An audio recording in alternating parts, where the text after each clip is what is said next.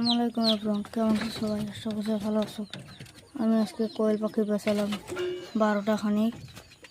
কোয়েল পাখি বেচলাম আমি 12টা খানিক।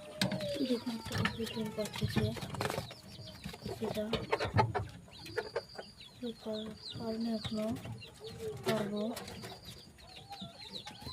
পাচ্ছে দেখা যাচ্ছে দেখুন।